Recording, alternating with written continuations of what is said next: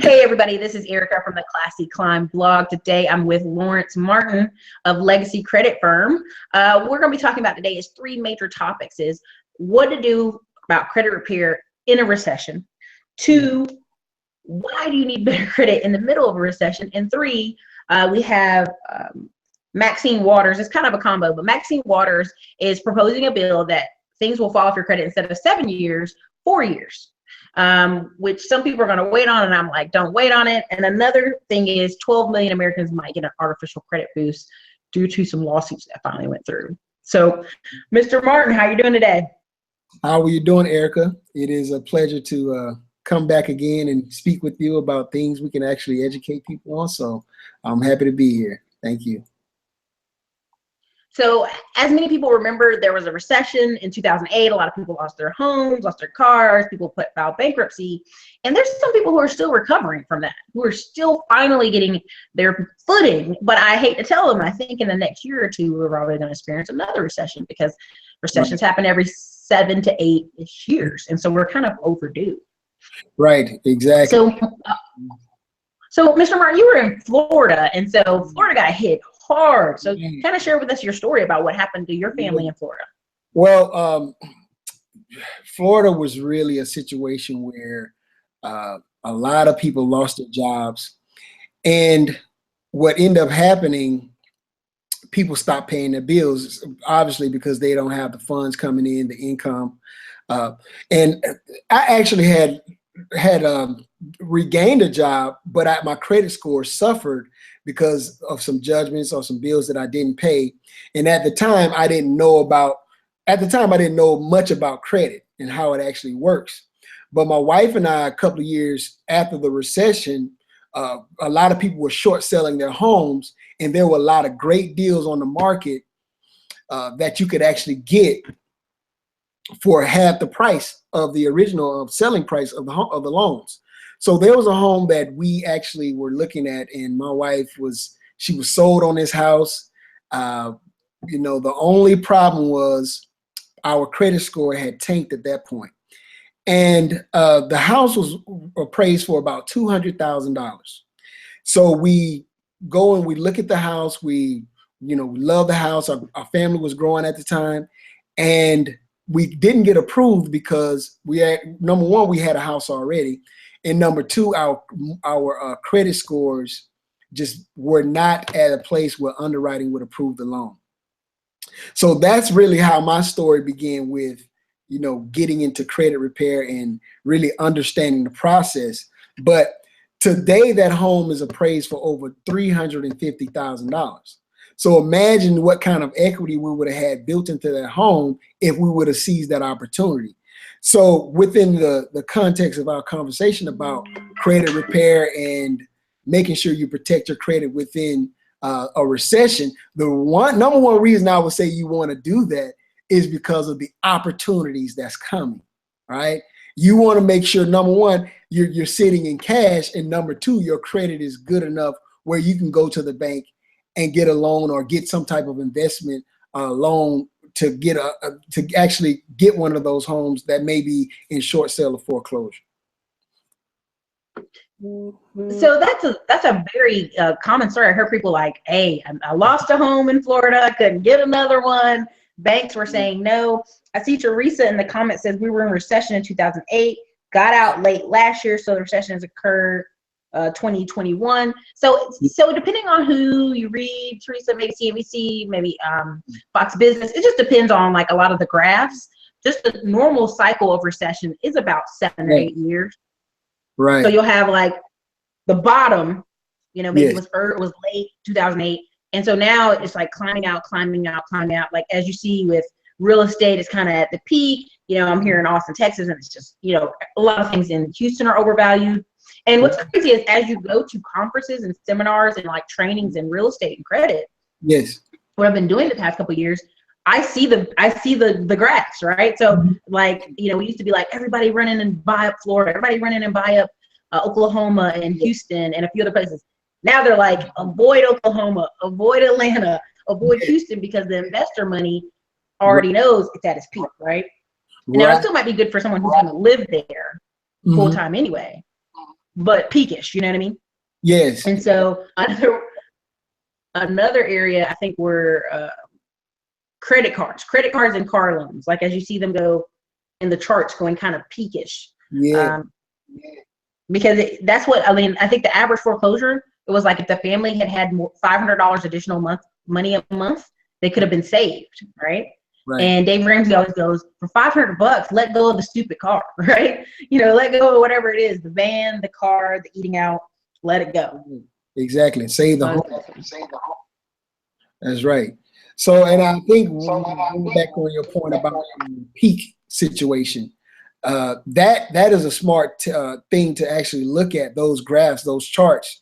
If people stop buying homes, right, and you go in and you buy a home for, let's say, $350,000, you're stuck with a high mortgage, and then all of a sudden we have a little bit of a recession, and you don't have reserves or you don't have a way to pay that mortgage, then you're going to have a short sale. Somebody else is going to come in and get that deal. So the thing that we have to really look at is, number one, like I say, sitting in cash, making sure that we have enough reserve and get prepared for it. Most economies work off of productivity. So the more we produce as a country, the more production is going on, the more we can sustain. But if production stops in one area, then it's going to slow down in other areas as well. All right. So if real estate sales slow down, construction will slow down.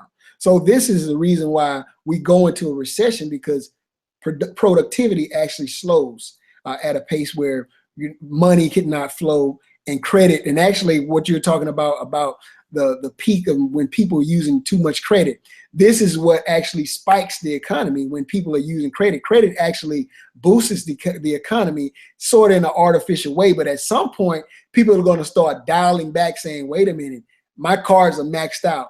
I need to pull back and start saving and start paying off these credit cards.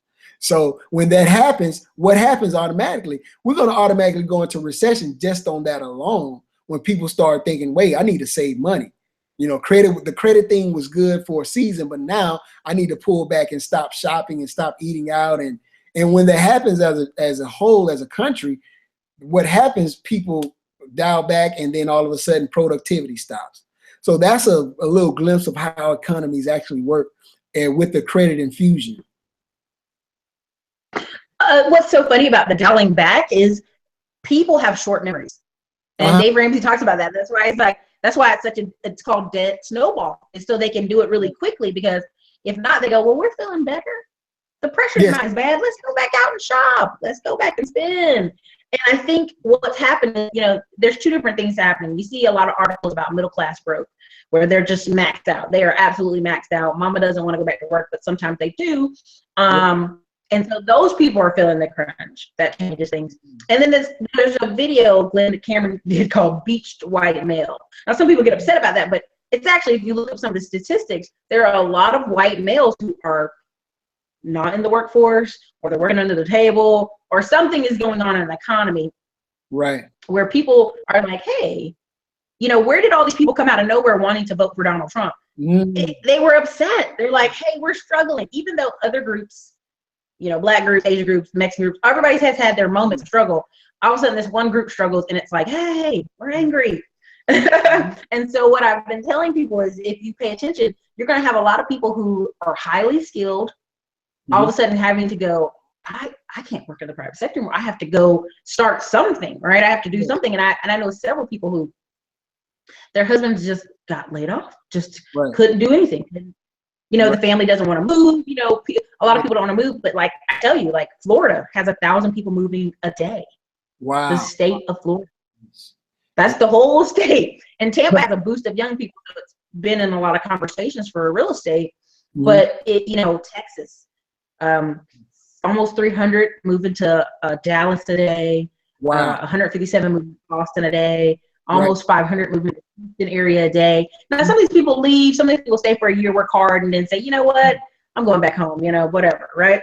But that shows you people getting that like momentum, right? And I'm going to read some of the comments. But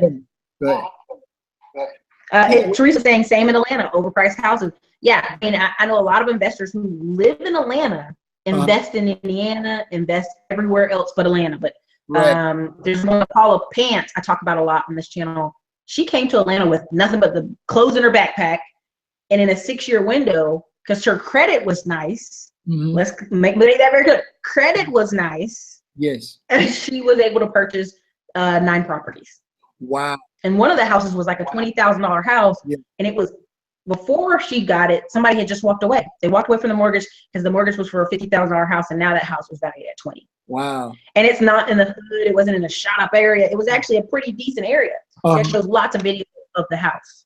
I'm going to say something real quick about the class of people that were voting for Donald Trump and how it ties into the recession, and also how it ties into jobs and everything else.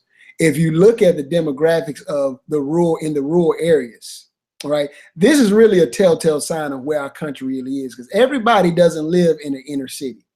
So the rural areas got hit the worst within the recession, and they're still trying to bounce back because there are not many jobs. If you go outside of a major city and you go to a smaller town, look at the real estate in those areas. Now, granted, there are certain areas in outside of right out of Orlando, they're growing with productivity and construction, but also the only reason why is because the real estate is pretty good. But in a lot of those areas, if you go further out from the suburbs, right outside of that, that's where you see a lot of the struggle. And there's more rural areas here in America than inner cities. Ties into why so many people were angry and upset and wanted to see change. And the problem is not necessarily who we vote for, but the problem is it is an economic problem that a lot of rural areas that are not developed, we have to deal with, and there's no productivity there. That's the reason why we have so many problems in those areas. Well, here's the crazy thing about some of those areas is the cost of living so freaking low. And you're right, there's only about 125 major cities in the whole United States. The rest is all rural. Right. I mean, the rest is like little town America. Now, here's the kicker. What I'm meeting is when you meet these really big Craigslist sellers, eBay sellers, Amazon sellers, they live out in the rural places. Exactly. And they have a big little, what do you call those, steel structured buildings in their backyards. And that's what they work out of. It's their little, and several people who, they do a few little YouTube snippets. That's where they're at. They're in rural America. And I have friends right now who live in parts of South Carolina that are boring or whatever what you want to call them. But they only have 2 rental properties in the big city. Right. And those 2 rental properties are enough to take care of them in the smaller town. So on one hand, there's an opportunity to capitalize on the fact that the cost of living is low, right? But you have to actually pull money into that situation, in order for the economy to work. Or another example, the lady that you'll see ads on YouTube, it's a quilting company. They are now the #2 producer of yarn, of fabric to do quilts in the whole United States. And guess what happened? During the recession, their little town went like a bomb went off in their little town. Yes. And their son said, "Mom, we got you a shop." And she said, "Oh, because her mom and dad lost their job." And they're like, "No, Mom, we got you a shop. You're going to make quilts. We're going to make YouTube tutorials." And the mom's like, "What is YouTube and what is a tutorial?" Right? And so from this, they have over 500,000 subscribers. Now in that same small town, they own 15 buildings, 2 restaurants, 1 hotel, and they have it has become a tourist location. And they have become the main hirers in their little town. So all this stuff comes from China, all these cotton and yarns and sheets of fabric, and then they do what they got to do with them in their little factory. And then it's a tourist spot. Old little ladies make treks from Florida to go see this little town in Missouri because of all this fabric. And it's old things are popular again, right? So our grandmas used to make blankets. Right. And our parents are like, "Get that out of here." But now as people get older or have more free time, they're like, "You know what? I want to have a garden. I want to have a blanket." There was a balance to life that people have kind of lost. And so that's part of what I was going to say. But there's a ton on here, so I'm going to read some of these comments. Corey Eden, in the event of a crash, should we buy real estate immediately, or is there a waiting period? I think Go ahead. I think there's a waiting period. I think that the strategy should be twofold. Number one, you have to make sure your situation is secure, so have a place to stay. But if you're talking about investments, I think there is a waiting period. You're going to jump in because the thing of it is, when the housing market crashed, the property value just started going down, and it just kept going until it hit the bottom, just like the stock market. So you want to make sure that you can kind of sit in cash and wait. You can buy on the way down, depending on the market, but you got to do your research. But I think there is a waiting period. Good question, though. So I would give an example of both. You know, there's all kind of real estate investors who can buy whenever, right? No matter if you're in the most expensive city, even, you're still deals to be had. Now, what I was going to say about that is, I remember in Charlotte, North Carolina, and it was like the blow up mecca because of Countrywide shady gonna be nice, but Countrywide went under. Bank of America kind of took it and was like, I don't care. Countrywide did crappy loans, y'all all foreclosed. So you had houses that were $75,000 in Charlotte, all of a sudden become $25,000. Wow. And what people were saying is, I remember older white guy going, just take your credit card and buy your house back. But that was the point. These people had bad credit. They weren't in a position, but that's the difference of educational teaching. And I think what scares me about another recession in America is there are people, whether you say poor white people, poor black people, poor Latino people, whoever, who do not know, hey, if I got my credit straight and I at least have my car paid off and I have some things going for myself, a side hustle, side business skill, this isn't the end. This is, our family's not destitute because I have a skill or I have a side business or I have something to kind of balance this, right? And I think when I remember the guy saying, well, just buy your house back. And my mom and my uncles were like, yeah, this is what they should do. But other people were so insulted in this room of people. And they were just so insulted because it's like, how dare you have $25,000 and you're saving somewhere? How dare you? You know, and it was like, that's bad education. We're not helping people have some savings, if nothing else, right? So it just depends on the marketplace. You know, there's some places you can still go and make in Georgia, different parts of Georgia. You can still get houses for $35,000, $45,000. Yeah, you're renting them out to an older retiree, but don't always think it's the hood or ratchet, because our families bought several lower income houses in North Carolina, and it's people from New York, knowing, hey, this is how much retirement I have. I can only live this much. And so if the house is nice and the rent's maybe $800 from New York to there, $800 is like a dream. That's a dream, yeah. You know? Exactly. Yeah, my cousin has a tenant who's been there in one house of his for 15 years since she left New York. That's good. And he's like, would you, he's like, I'm gonna keep renting to her. So if you, to add to that question, if you're buying and holding and you're renting it out, just pick your price. You know, if you want to, don't over leverage. Yeah, as long as you don't over leverage, you should be good. Right. Okay, so there's several comments. I'm going to read some. Alvin goes, nice episode, about to hit a deleveraging cycle. Okay, so on a deleveraging cycle, what I want to say is Gary Vee talks about this, and it cracks me up. Gary Vee talks about, you're going to see a lot of these companies, these startups with all these hundreds of employees go completely under because the VC money has dried up. What is VC money, angel money? It's like people who are on the sidelines, they're millionaires and they want to invest in the next Facebook or the next YouTube. And what's happened is you got to show them how this company makes money. And a lot of times these guys are doing all these flashy things, trying to be like Google, but they don't have actual money-making stuff going on, right? So same thing you just saw at Snapchat.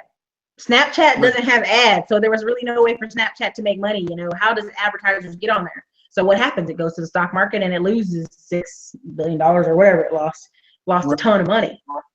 So we are going into a deleveraging cycle. There is a couple millionaires who are like, yeah, I'm just sitting on the sidelines waiting for a year or two. Exactly. So I listen to those people. I don't listen to people who are like, oh, everything's fine. No, I listen to the guy who's like, I'm sitting over here waiting. And Gary Vee even started saying that. He's like, oh, I'm about to buy up a bunch of companies. So, these people know when the recession's up. They know what's going on. Exactly. Well, in a sense, the big boys kind of create the recession. When you see guys like Warren Buffett pulling out of Walmart, and when you see some of the major investors start pulling all their funds out, what ends up happening is a lot of other investors, without question, they're pulling out too, without even second guessing. It's like, hey, if Warren Buffett is not in, I'm not in. It just makes sense. So we kind of create that ripple effect of, well, if he's pulling out and they just dropped that stock, why do they do it? No questions asked, we're pulling out. And what ends up happening is this fear effect hits the market, and now all of a sudden, all of the little guys that have maybe $50,000 to $100,000 in, they're saying, just dump everything, pull it out now.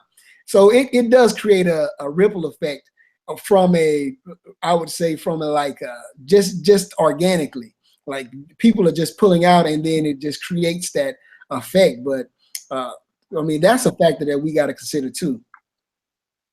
Oh, for sure. I mean, this is the thing. What I've noticed is the guys who were doing real estate like a gamble, flipping and no buy and hold, they went under. They went out.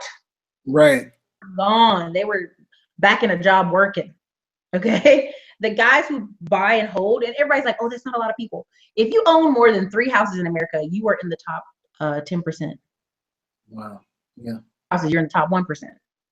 Mm-hmm. Guys are like, yeah, I don't like 4 rental properties. Dude, you're in the 1% of Americans. You are just in that small window, you are now 1%. That's why when I see military guys who have moved several duty stations and they own 5 houses, they're like, yeah, I just got these 5 houses. No, dude, like, you're in the top of America at this point. Right. And I remember one of my clients, she was saying she has a guy comes in and he gets chiropractic, massage all the time. And she goes, what do? You have a lot of free time. He's like, well, I own 3 rental properties. That's all. And what people don't realize is if some of those houses are completely paid off, that's just pure profit. The only thing you're worried about is if there's a damage to the building, floods, fire, that kind of thing. Right. Exactly. So, okay. So there's several comments. So I'm going to try. I'm sorry, you guys. I'm working it down. Credit lines get shrunk too, which makes your ratios look tighter, shifts the pool of credit-worthy people. True. Mm-hmm. Demographic will be where the money is. People equals activity equals money. Right. That's also true. Which is location arbitrage, making money in dense places, make living in low dense places. Yeah, exactly. What we're talking about, rural living in the city versus living. You want values of properties drop 30 to 50% with a major crash, or find something in the market currently in the market. So here's what I'm experiencing here in Austin, Texas. I'm in a neighborhood that used to be like the hood, right? And it's Black and it's Latino heavy, right? And so the senior citizens have held on. They're like, my house is paid off. I'm holding on. Well, what has happened is even in the house I'm in right now, the houses in the neighborhood a year ago, you could get them for $240. This year they're $340. Wow. Almost $360 in 1 year in Austin, Texas. So what's happening to people in the neighborhood is they are going to open houses and they're pissed. I'll be in an open house just to kind of see what's going on in the neighborhood. People are like, that's crap. The house down the street was $240 last year. And the poor realtors are like, boo-boo. Yes. This is the price. Like, right. You're close to all the amenities. This is the price.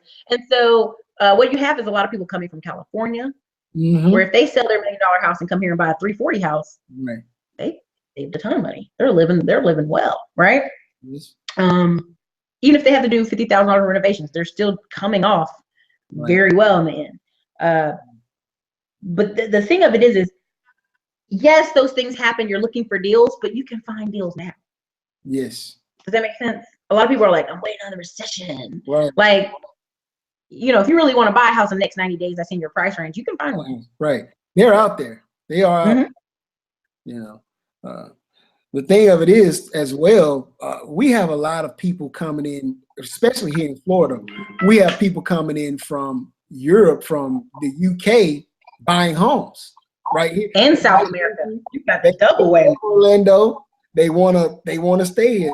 So we have people from Russia coming in, all over pretty much the world, coming in and buying homes here in Florida. So in investment properties.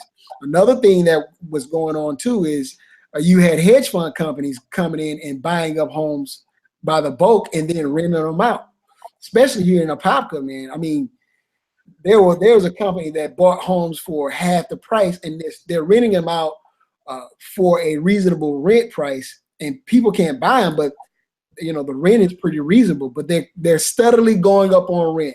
Like every year you check, they're going up on rent. So that's another issue that's on the rise as well, rental property. So glad you hit that point, because Alvin hits, do you think big guy like hedge funds like BlackRock will scoop up properties again and become a large scale renter? Okay, he was already on it. That's what happened. So I think you should think, if you're Alvin, I think you should think like the big head guy. Exactly. I think you should think right now, if you can go to Indiana and get $40,000 properties and rent them out for $675, go get 10 of those bad boys. There's a guy who has Cash Flow Diaries. I think I might have him on the channel, but basically he was living here in Austin, and he thought, he's like, you know what? He bought 4 properties in 10 months, and they were all $50,000 properties. So his down payment plus closing costs was only like 10 grand. Wow. So he was like, I need 10 of these. And so he's in Austin, and Austin's so expensive. He's like, you know what? I can work from home. My wife has the opportunity to work. His girlfriend that he just married has the opportunity to work in Indiana as a nurse. So they just took off. They went to Indianapolis. And so now his property in Austin, he didn't sell it because the value had went up $150,000. Wow. So he's like, I'm just going to get some of the equity out and buy more of these little houses. Because what happens in these smaller towns is they still need somewhere to live.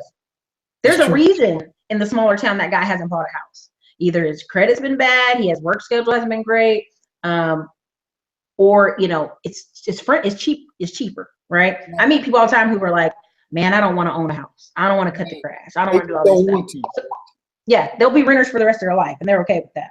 Mm-hmm.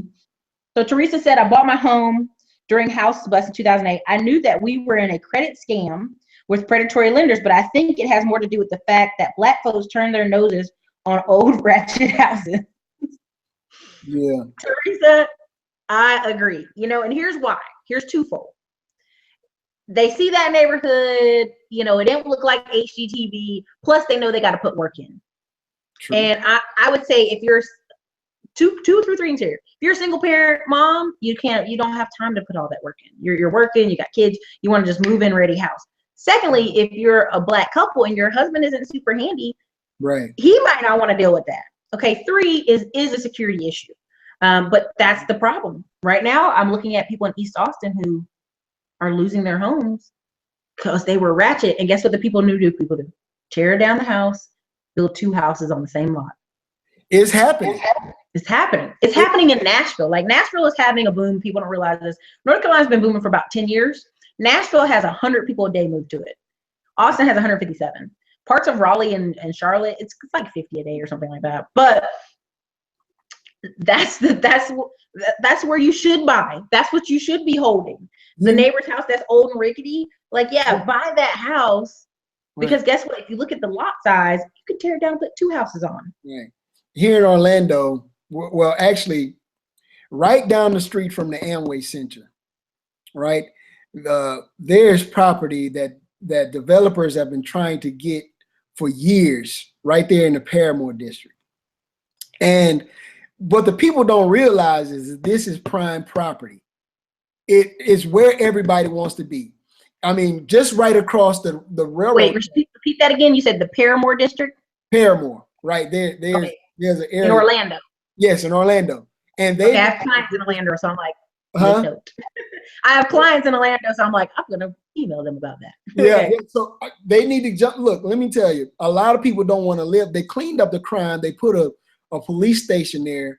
It's a solid area, but the residents there, they don't want to move out. Some of them are trying to sell their homes. As a matter of fact, I was talking to a realtor last week, and there was a guy, he had a paid off home. It's not a big home. There's nothing fancy about it, but it's downtown. It's the location.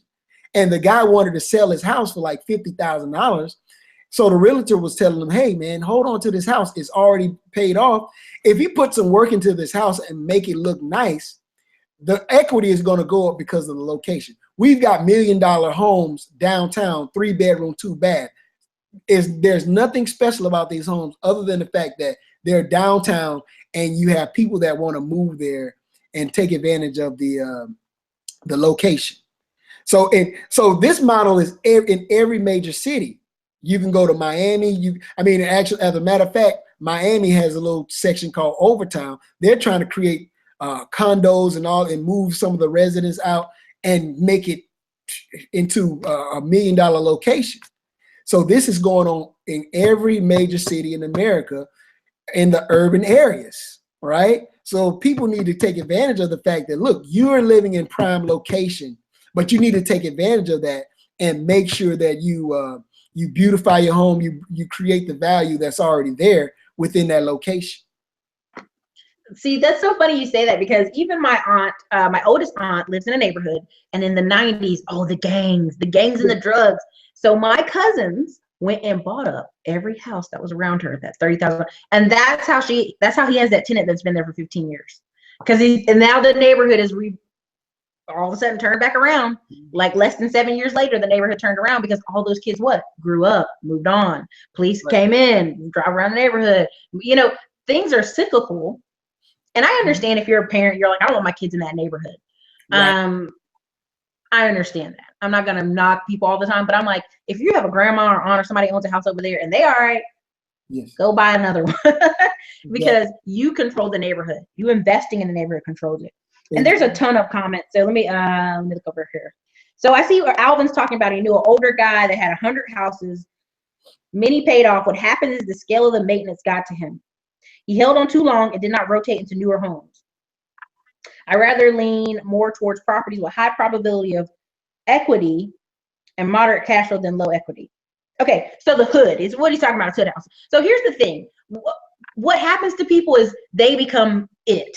This is my company. Only I can do the repair like I want. Only I can do this like I want. What should have happened for that man is he should have made an actual company where there's a 24/7, guy works for him, full-time maintenance guy and a full-time office girl, so that he's not even handling calls and he's not handling on-site maintenance. And in that position, if you get to 100 houses, at some point you need to buy into maybe a multifamily or something of the next level, right? 4 houses, hotel, Rich Dad, Poor Dad, Monopoly book kind of thing. Right. Yeah, the biggest problem is he wanted to put his hands on it and he couldn't handle the work. And at some point, you got to start outsourcing that situation. So. Well, that comes with, I think, people's personalities, right? People kind of have that, ESBI, like S. The reason people are an S on Robert Kiyosaki thing is nobody can do it as good as I can. Mm-hmm. Nobody can, take care of these properties as well as I can. You don't need that. Also, deferred maintenance. So the girl Paula Pan I'm always talking about from the Georgia, she puts money into those houses. Like when a tenant moves out, she just goes all the way. She upgrades the kitchen, upgrades whatever. And most people are like, why are you doing that? She's like, I'm saving myself years down the road. Because what happens is I'll see properties, they let the floor get crappy, they let the bathrooms get crappy, and then they have to go back and spend so many thousands of dollars because they didn't do it along the way. Right? I remember going into a house and it could have been fine, but the wood floors looked like a dog had ran all over them. And I had kind of gently said to the owner, well, are you going to resurface, reglaze these floors before someone moves in? Oh, no, I ain't doing that. They always get torn up. Well, that's because the people that move in see you don't care about the property, so why should they? Exactly. You know what I mean? If you're not even going to take care of it, why would you take care of it? Right, exactly. Let me see. Some other comments are in here. Mercy Thong, sorry. You can contact me. The link is below. I always put the links below. Mr. Martin is at legacycreditfirm.com. You can contact him. Okay. Teresa said, I work for Uber Eats and apps as a side gig and recently worked for Amazon as an employee. But a lot of these companies are paying less than nothing. You don't need to follow Warren Buffett to know where to go in the market. First of all, Warren Buffett does not need to worry about credit. It's about lowering your debts. Stop trying to buy stuff value. Okay, so a big thing people don't realize about Warren Buffett is time. Okay. Time has been on his side. He started very young. Also, He buys up things people don't want, like Dairy Queen. Dairy Queen somehow went on for sale. I don't know why, but it did. And guess what? He just opened up Dairy Queens all across Texas. Texas is hot. They want ice cream. Simple investment. You know what I mean? Like simple win. People don't have to look at Warren Buffett. Honestly, you could take a look at your local area and travel. If you live in Florida, go see what's going on in Tampa. Go see what's going on in Jacksonville. Go see what's going on in Miami. Because in those moments, you learn quickly what's going on in those areas. True. Okay, so let's see. And it's true, companies aren't paying that much. I've talked about that. That's going to be a phenomenon because so many people have side gigs, so many people are young people, or they're just doing part-time work, and nobody's going to pay you the value you think you're worth except for you. Right. Even with a college education. That is the equation to the student loan crisis. It's not necessarily that the student loan is the problem. The crisis actually comes in with the return on investment. People are not getting jobs where they can actually pay those loans back quickly, right? So if you have a 200, it's amazing to me if you've got a law degree and your practice is booming, you can pay your loan off in a matter of 2 years. But if you're not making the money, that's where the crisis comes in. So we're expecting these jobs to actually pay us for our loan and pay us a wage as well, and it's not happening that way. So yeah, it's not their job. It's not their job, honestly, to pay you that much. And here's the thing too. Here's the kicker. Even when people say I make $50,000 a year, I go, but with taxes you make $35,000 a year. Oh, I make $100,000 a year, but with taxes you really make 60. Yep. And so a lot of times men are walking around, I bought a car. I'm like, no, you bought a car off 100,000, but you don't make 100,000. And so sometimes you have to talk to people like, that wasn't the best. And so also I think if people have short-term memory about history, if you look back at Black middle class and Black wealthier groups, there was a group of Black people always who owned shops, who owned more than one house. And that came from that guy in the neighborhood who made pretty good money and bought another house and cleaned it up, right? Right. And we forget that when people, because mortgages were so cheap back then. You know, some people had $20,000 houses paid off a long time ago, right? Like there's people in this neighborhood who you'll talk to them and go, "Do you want to sell your house?" And he's like, "And move where?" Or you'll talk to other people in the neighborhood who own 1 or 2 houses in the neighborhood because they're like, "Well, I was just making money, so what else did I do with my time?" So a lot of it is time. A lot of it is you have to have that mindset. Do you know what I mean? And a lot of people learn too late, right? They've got $100,000 in credit student loan debt, and now they're like, crap, you know? Right, exactly. So, and I have a lady who's coming on later today, and she had $220,000 in student loan debt. Wow. But she paid it all off. And what people don't realize is investing in real estate, renting something out. Like you have to have multiple flows coming to you. Right. There's just no way without multiple flows. Yeah, exactly. So. Okay, so this thing, Alvin said, you guys got to cover what you think will happen to Section 8 landlords if Trump pushed through on these Section 8 cuts. So I'll tell you what I've experienced, what I've seen. In North Carolina, our family used to own a bunch of group homes. Well, then the state, even though the group homes made children feel more safer, they were more children graduated from high school. You know, there's no reason to keep kids in like a jail-like facility because it was bad for their mental health. Well, then the state of North Carolina cut it anyway. And our family was like, why are y'all cutting things that actually work, folks, unless you're trying to get more people to jail? But the Section 8 thing is going to hit, really, honestly, more rural areas. It's actually going to hurt more white people than Black people. And I don't think people realize that there are a lot of Section 8 was meant because they realized at some point the project did not work. What works is mixed income communities and children going to schools that were better than the other school. Right. And so that's was the gift that was Section 8, was like, hey, we don't want to build any more projects because they don't work. Even the guy who started the projects, he wanted his name taken off the federal government records because he kept saying this is not working. In the 60s, he's like, this is bad. This is very bad. Exactly. So even if Trump cuts Section 8, guess what? There'll still be neighborhoods where somebody will lower the rent lower than their neighbors to get tenants in. So I think it could be a good thing and a bad thing at the same time. I believe there needs to be a lot more people taking advantage of the opportunities that we have here in America. I mean, we see them. And I think sometimes that system will blind you from that.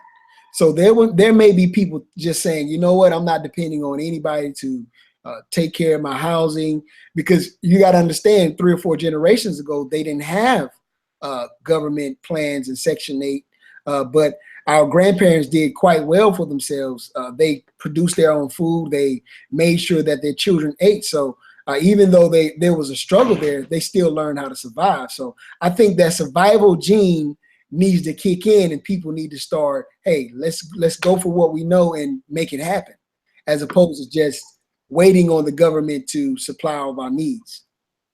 Oh, I think that's a part of the big issue going on with the United States right now anyway. They were showing an article about 1 in 3 men, 19 to 34, live at home. Right. Wow. And why is that? Because it's comfortable. Let's be really honest. The reason is, if you had to get out, if you still had mom and dad living together, and dad goes, you can't come back here, Billy. Right. You can't come back here, Dean. You can't come back, Eric, whoever you are. You can't come back. Guess what that boy will do? Go work 2 jobs so he can find somewhere to live and have roommates. He would make a way. And so I think we are insulting the people's intelligence by saying they can't make it in America. Oh, you can't make it. That's true. You got student loans. That's crap. We know plenty of people with student loans who figured out. And this is the reason I say this is so deadly about letting kids move back in. I even say it for myself. I have roommates here. We're grown adults, but she's bought this $340,000 house. And it just makes sense for us to share it, right? I have friends who've stayed home for 10 years since college got out. And guess what? Their student loans still aren't paid off. And now their parents are like, look, you're 32. It's time to go, boo-boo. So, I mean, it literally backfired, because it's like, all they did was get comfortable. Right. And I'll be on the phone with them, and they go, I wish I did what you did. I wish I'd have moved to a new city. Right. I wish I'd have moved, because the kick-in gear would have kicked in now, instead of being 32 at a full-time job and working Starbucks a weekend, and doing Uber on the weekend, or doing something they should have been doing the past 10 years anyway. Does that make sense? Yes, and another problem is people keep going back to school that's 30, 35. It's something about the school, the system, that they think, okay, well, they're more comfortable with going to school than getting a job and really getting that experience. There's something about that I think people they're very comfortable. Yeah, exactly. Validation, where, okay, I got my bachelor's, now I'm going back for master's, now I'm going back for this, and I'm going back for that. And they never start. They never put those things to work, while their student loans keep mounting and mounting. And that's a problem. That's an issue. At some point, you got to get in the workforce and try and go to work. Oh, here's a kicker for you. Here's a kicker for you. I did some work in the financial aid office at ECU, and here's the kicker. We'd have people getting $10,000 refund checks every semester, fall, and then one in spring. So, and in the summer, like $3 or $4 grand. So technically, this person is getting $24,000. Wow. In their hand, cash. And so the validation is that I didn't have to work. I had these loans coming in. Wow. But what did you do with it? Now, some of my friends, they actually bought duplexes while we were at college, $50,000 duplexes. They bought a townhouse in Raleigh. They went and bought a place in Charlotte before they graduated. They took all their little money, scooped it, bought it. I bought a Mitsubishi Lancer. I'm not even going to front like I didn't do it. My mom was in Iraq and the military for 2 different years. I was in college. So it looked like we didn't make any money, right? So, but I was lucky enough to have more. I worked in the office, and I could see there's a thing called the index. And it had all these scholarships, like your families create them, or somebody's grandma died and they put a scholarship in grandma's name. Well, nobody knows about it. So they just sit on the book and collect interest, and they keep adding checks to it. And so I was lucky enough to know to apply for those. But I think I know personally of a girl who, she got her engineering degree. She got married right out of college. Many young ladies do this, to the guy they met in college. Well, he kept going to school. Went to school for his master's, went to school for his doctorate. He halfway through his doctorate, you have to teach, right? You have to teach at the college or community college. He didn't like it. Okay. So he wanted to go back to school. Wow. So they had been married for 6 years. And she was like, dude, I already know you're never gonna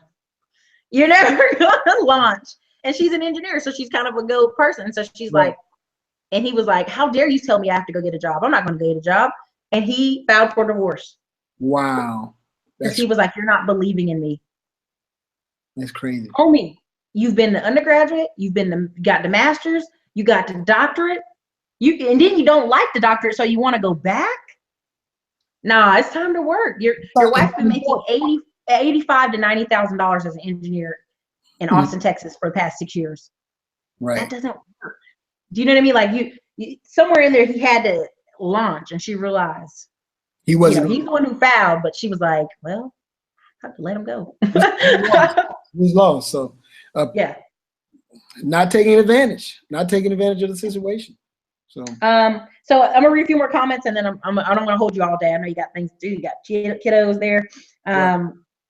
So it says, Teresa says, now white people are moving back to Stone Mountain and straight shock to downtown Atlanta. They're also moving to Marietta, Georgia, where over 400 technical companies have moved. So if you're in that Georgia area, and I had a kid that's coding or learning about technical, I'd tell him to go find one of those companies to do an internship at immediately. Wow.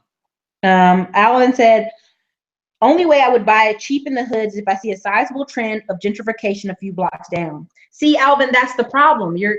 That's a gamble. That's gambling. That's saying I'm gonna buy it only if it gets better.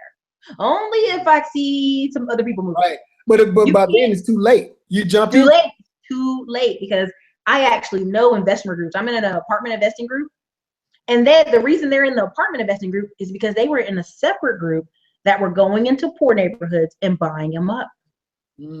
It's too late. It's too late. By the time you start seeing the trend, Alvin, it's too late. Even in Houston, right now we're out, I think Alvin's in Houston. There's a neighborhood near downtown, and they're trying to beg people, don't sell your house for $30,000. Don't do it. You're right by downtown. Right. In a few years, this house is worth, and the people are doing it. They're taking the money and then they're complaining. Oh, they robbed us out of our house. No, they didn't. They gave you 30 cash and you took the money, and your house is worth $400,000. Right. I mean, right here in Austin, there's a family, and I'm trying to be respectful, but their mother is 80 and she's at home with them in Houston. Well, all 5 siblings live, 4 of them live in Houston, 1 lives in Dallas. Wow. The house is paid off. Daddy paid it off a long time ago.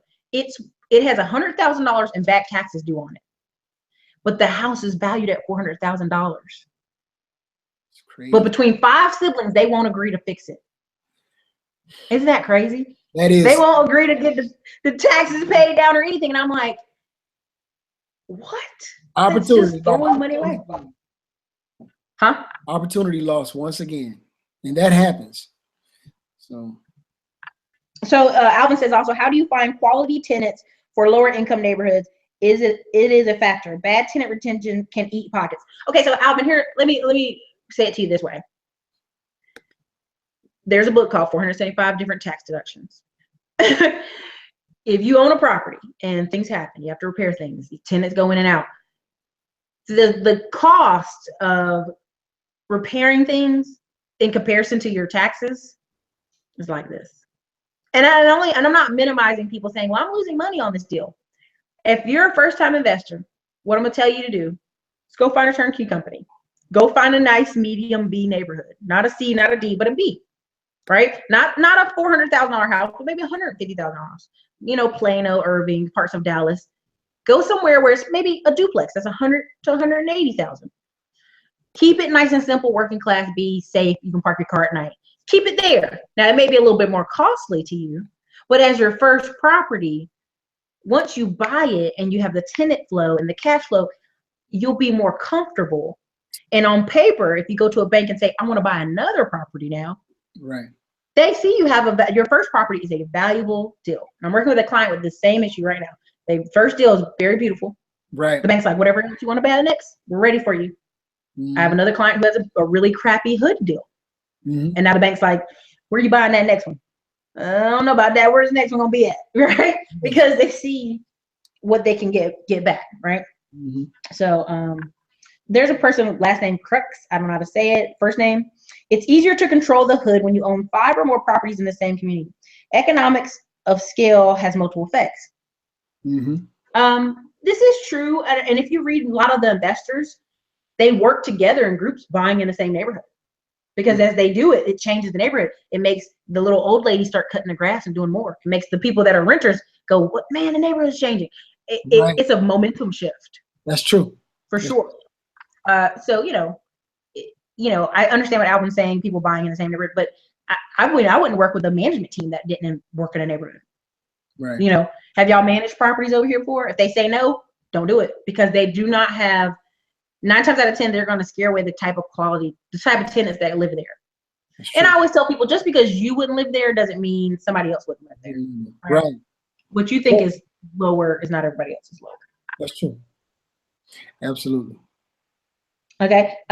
Star Noble Inc. I love your channel. Keep up the work. Rep and NC. Hello, other North Carolina person. Alvin says, I get you. Different game is for the market makers, which is usually developers of those apartment investors.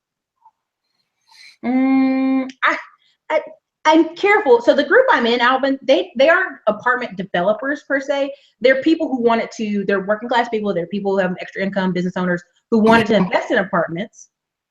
And so they come together in a syndicate, which is 35 people, put money down and buy properties.